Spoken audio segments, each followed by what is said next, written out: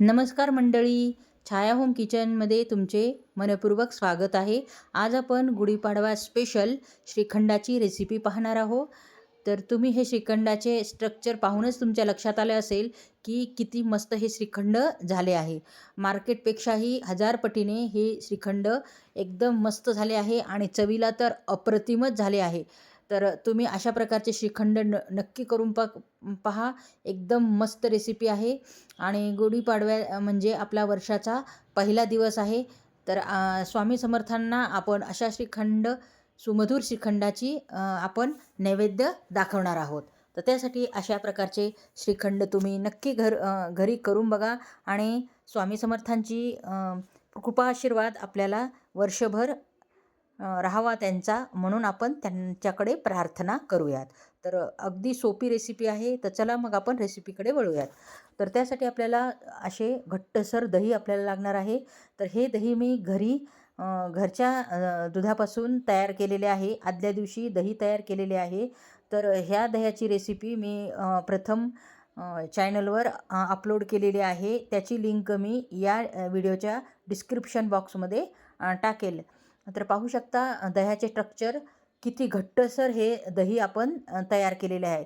अगदी घरच्या घरी फ्रेश हे दही आपण तयार केलेले आहे. शक्यतो घरचे दहीच यूज करा घट्टसर, म्हणजे छान श्रीखंड होईल आपले. तर आपल्याला प्रथम एक बाऊल घ्यायचा आहे. त्यावर आपली चाळणी ठेवायची आहे आणि त्यानंतर आपण एक सुती कपडा, म्हणजे स्वच्छ असा सुती कपडा घ्यायचा आहे आपल्याला आणि त्यावरती आपण हे दही घालणार आहोत. दही पाहता क्षणी तुमच्या लक्षात आलं असेल की दही किती घट्टसर आहे. तर प्रथम म्हणजे आपल्याला श्रीखंड बनवण्यासाठी असेच घट्टसर दही लागणार आहे. घट्ट दही असेलच तरच आपलं श्रीखंड घट्टसर आणि क्रीमी टाईप होणार आहे. तर अशा प्रकारे तुम्ही घट्टसरच दही बनवा, म्हणजे श्रीखंड छान होईल. आता या कपड्यामध्ये आपण हे दही पूर्ण आपण काढून घेतलेले आहे. वजनी प्रमाणात म्हणलं तर हे अर्धा किलो दही आहे आपले हे. तर हे आपल्याला कपड्यामध्ये अशा प्रकारे त्याची पुरचुंडी बांधून घ्यायची आहे आणि त्यातील पाणी आपल्याला पूर्ण काढून घ्यायचे आहे. तर पाहू शकता दाबल्यानंतर अशा प्रकारे त्यातील पाणी आपले गळत आहे. तर अशी पुरचुंडी आपल्याला बांधायची आहे आणि आपल्या बेसिनला ही पुरचुंडी आपण लटकून देणार आहोत 7 ते 8 घंट्यासाठी. 7 ते 8 घंटे पुरेसे आहेत. त्यातले पाणी पूर्ण आपले निथळून जाईल. किंवा चाळणीवरती हे गाठोडे ठेवून त्यावर तुम्ही वजं जरी ठेवलं आणि ते फ्रीजमध्ये ठेवलं तरीही त्यातील पाणी सगळं खाली गळून जाणार आहे आणि आपल्याला हा चक्का मिळणार आहे अगदी घट्टसर असा. तर पाहू शकता मी हे 7 ते 8 घंट्यासाठी आपल्या बेसिनच्या नळाला बांधून ठेवले होते आणि आपला चक्का तयार होत आहे तोपर्यंत आपण पुढची तयारी करून घेऊया.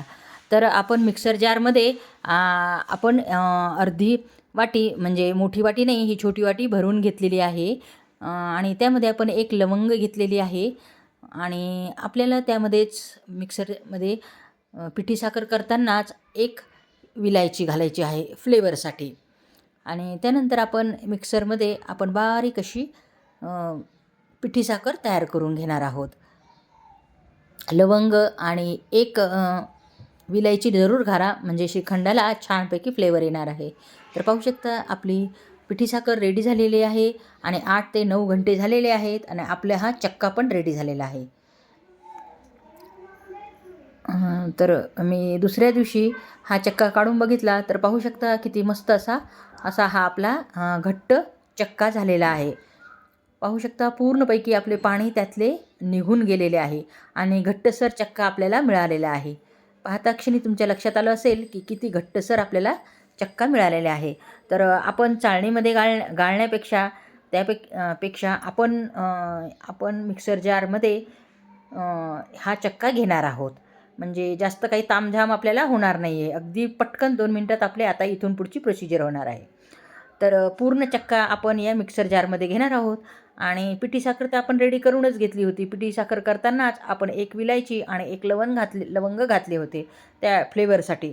त्यामुळे वेगळी विलायची पावडर टाकायची आपल्याला काहीही गरज नाही आहे. तर साखर आपण आवडीनुसार कमी जास्त करू शकतो.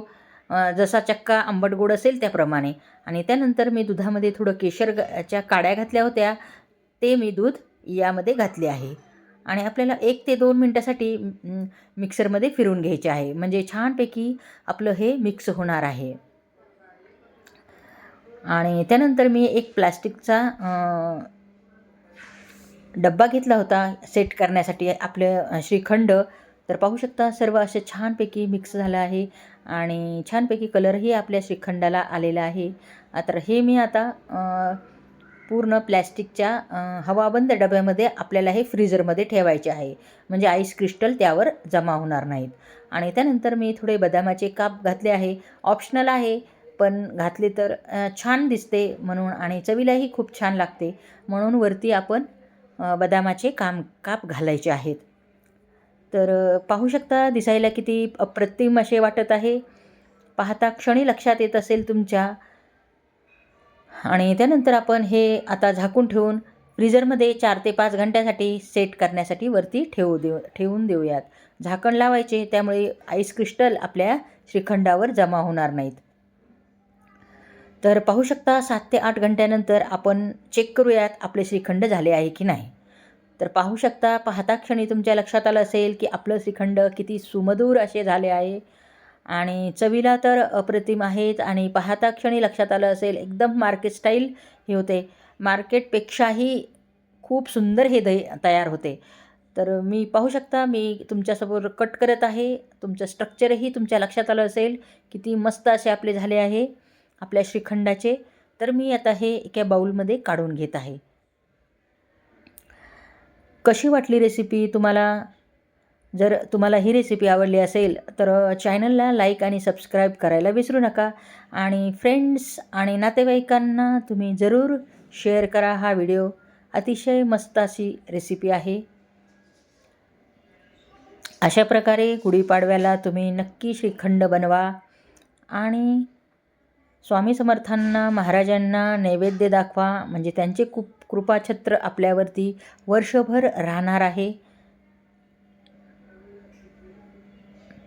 तुम्हाला स्ट्रक्चर लक्षात आलंच असेल की किती आपले श्रीखंड मस्त झाले आहे. सुमधूर असे हे श्रीखंड आपले रेडी झाले आहे. आपण पुरीसोबत हे श्रीखंड सर्व करू शकतो. तर तुम्हाला ही रेसिपी थोडी पण जर आवडली असेल तर चॅनलला लाईक आणि सबस्क्राईब करायला विसरू नका.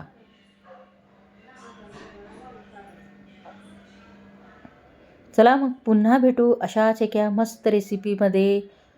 तोपर्यंत नमस्कार.